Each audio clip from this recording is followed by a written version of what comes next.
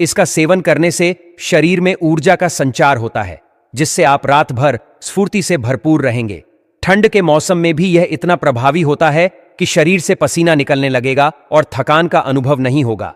इस औषधीय पौधे में अद्भुत गुण समाहित हैं, जो शरीर की खोई हुई शक्ति को पुनः जागृत करने में सक्षम है।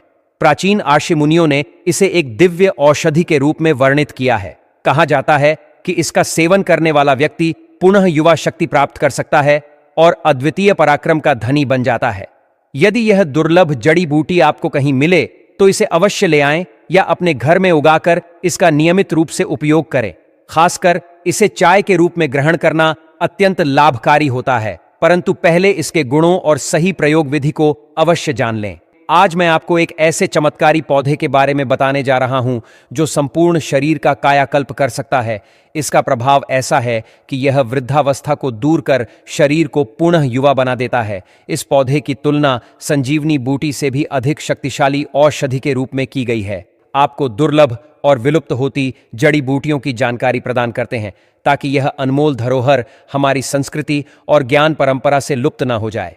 आज के समय में यह ज्ञान विलुप्ति की कगार पर है, इसलिए हमारा प्रयास है कि हम इसे पुनः समाज में प्रचारित करें। भगवान शिव ने भी इस दिव्य औषधि की महिमा का उल्लेख किया है। ऐसा कहा जाता है कि इसका सेवन करने वाला मृत्यु को परास्त कर दीर्घायु प्राप्त कर सकता है। भगवान शंकर के वचनों को असत्य नहीं कहा जा सकता, क्योंकि उन्होंने स्वयं यह बताया है कि इस पौधे का ज्ञान प्राप्त करने से व्यक्ति असीम शक्ति का स्वामी बन जाता है।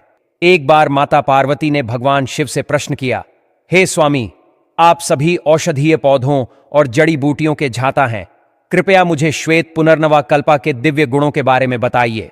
तो दोस्तों, आज के इस वीडियो में हम आपको श्वेत पुनर्नवा कल्पा के रहस्यमय गुणों के बारे में विस्तार से बताएंगे, इसलिए इसे अंत तक अवश्य देखें और इस महत्वपूर्ण जानकारी को अधिक से अधिक लोगों तक पहुंचाएं।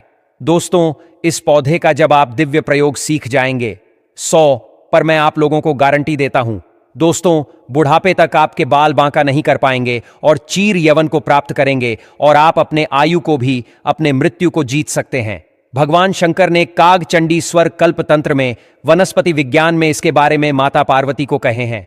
माता पार्वती कहते हैं कि हे स्वामी, विद्वानों का कहना है कि पुनर्नमस से मनुष्य शरीर का काया कल्पा कर सकता है तथा सर्पा की भांति नवीन शरीर धारण कर सकता है। जिस प्रकार दोस्तों, जो सर्प हैं अपने कचल को त्याग करके नवीन शरीर धारण कर लेता है, उसी प्रकार भगवान शंकर ने काक चंडी स्वर कल्पा तंत्रम में, वनस्पति तंत्रम में माता पार्वती को इसके कल्पा के बारे में बताएं। जब माता पार्वती ने प्रार्थना की, भगवान शंकर ने हर्षित होकर माता पार्वती को कहा,